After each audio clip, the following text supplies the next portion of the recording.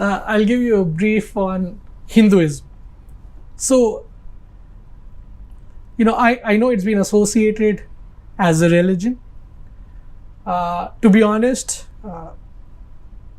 my family is very religious, but my family being religious, I've been exposed to scriptures which I've read, not a lot, but a little, and my family was gracious enough to let me develop my own independent thought process on Hinduism, and I was a curious child, so I used to read about it.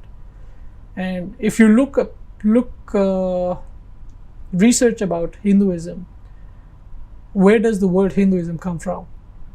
So Hinduism is primarily the region between Himalayas and the Ind Mahasagar or the Indian Ocean. So it's not a religious entity to begin with. It's a geographic entity identification to begin with. Okay, that's interesting. So it was never a religion. It was just the way of life of the people who lived in that region. If you look at it, it makes sense. For the people who resided in that area, what were the two major factors that were, important for their survival? One was the Himalayas that gave them a natural boundary with regards to the rest of the world, and the second was the Indian Ocean, which again gave them a natural boundary or a natural defense mechanism. So the convention of Hindu is basically somebody who's born in that area. That's really interesting. So irrespective of what religion he's practicing, like a elephant born in Africa is an African elephant. Somebody who's born, irrespective of what faith, is he a Christian, is he a Jew, is he a Muslim, is he following a Hindu faith or a particular Hindu god? So you know that that's really interesting, and it makes a lot of sense. Like for example, you wouldn't want to hunt an animal because an animal can hunt you back, especially in India, man. You got lots of dangerous animals. You don't want to hunt an animal because an animal can hunt you back. You don't want to shake hands because you can share disease. All of these things which might have naturally occurred and became a staple of Hinduism. And when I refer to Hinduism now, I don't mean the religion, I mean the general geographical people, the way that they lived there. And Dr. Jordan Peterson actually, because he speaks a lot about Christianity, and the fundamental point he makes about Christianity is that human beings are a lot more receptive to life lessons and to ways of existing if it's coded in a story. So you listen to, so for example, as a Christian, I listen to a story of Jesus Christ, and Jesus Christ in my religion he's the kind of person you model yourself after, because he is the image of everything good in the universe. And then you come to Hinduism and you're talking about it. I can see the same thing, the logic of why you guys are doing the things that you've been doing for hundreds of years, and then coded into a series of Vedas in a story mechanism so that people can assimilate it in their brain and it makes sense and the information sticks. I mean, that's incredible. And just kind of makes me wonder how smart people used to be that they came up with this kind of story, And that is vision, vision which we don't have. Yeah, we really don't have. I mean, that's like alien type of foresight right there. That's incredible. And it's things like this. So coming back to Hinduism, and this is, I am not trying to make this a fact. This is what I believe. So it's again an independent opinion. Hinduism has never been a single god worship, or I think the term is monotheism. Monotheism, yeah. It's always been a lot of gods. So, and this is based on what I feel, and I follow a lot of people when it comes to Hinduism as a religion or a way of life, and they seem to believe from the history that has been there and by the sheer number of gods we used to worship, 35 million gods. It's not easy, worshiping those many gods. So it's the core fundamentals of the people that lived in the area is in and around, and you'll see most of the religions that were innate or inhabitant or born out of that region. I'm not talking about Christianity, I'm not talking about Islam. I'm talking about the religions that were developed in the area of Indian subcontinent. Yeah. Most of these religions seem to focus on one aspect, which is karma, or how you lead your life.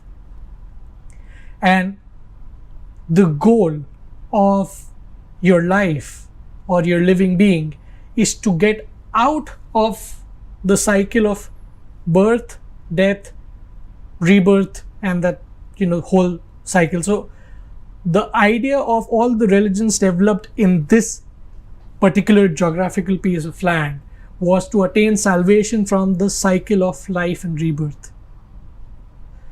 And that's what most of the religions preach, irrespective you're Brahmin, irrespective you're a Shudra, irrespective whatever caste you are.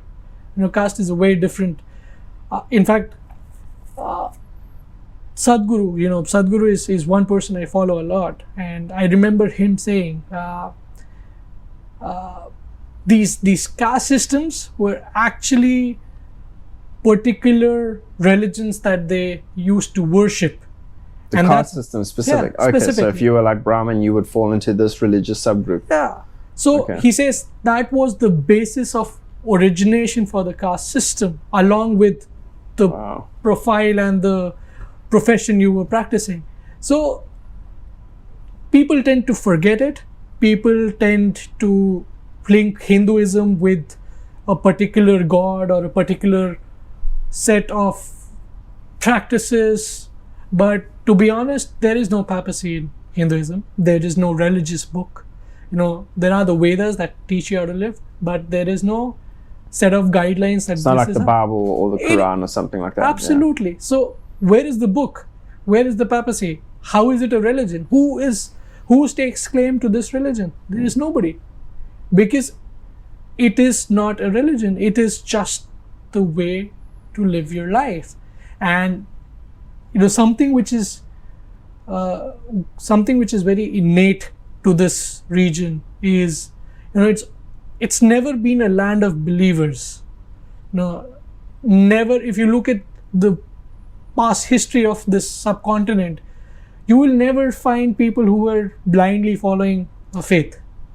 It's always been a land of seekers, where people have been going out, studying, researching, meditating to find out the purpose of life. Jainism, Buddhism, these are all subsects of you can call it Sikhism, being a Sikh. These are all subsets of lifestyle or the Hindu culture. And again, Hindu culture is not religious. It's just a geographic identity. So this region has been about seeking the truth of your purpose of life, or karma, or dharma, or moksha, which is basically salvation from that cycle. So that's what the concept has always been.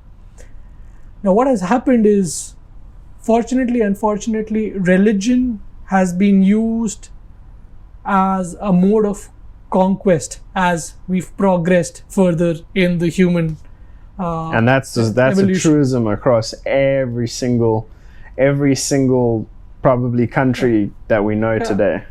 And when it was being used as a method of conquest, and there were people who benefited out of calling Hinduism a religion, calling Islam followers non-Hindu, or what have you.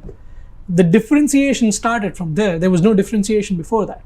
Hinduism, you're free to believe, in Hinduism itself, and I'm talking about You can be a Hindu and also a Christian, for example.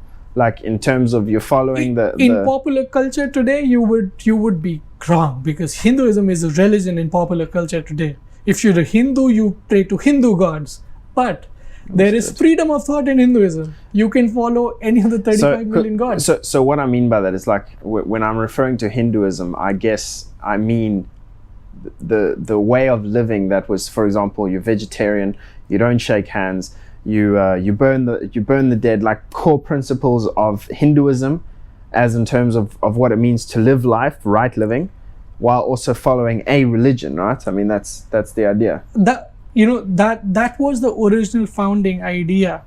And like I said, these different gods that were there in Hinduism, that is something that Hinduism was willing to accommodate. So because it was a culture, it was willing to accommodate independent belief systems of a small community or a large community or whatever. Is that why you think there's 35 million gods now? Absolutely. Yeah. Absolutely. Otherwise, there is no rationale of such a history. Yeah.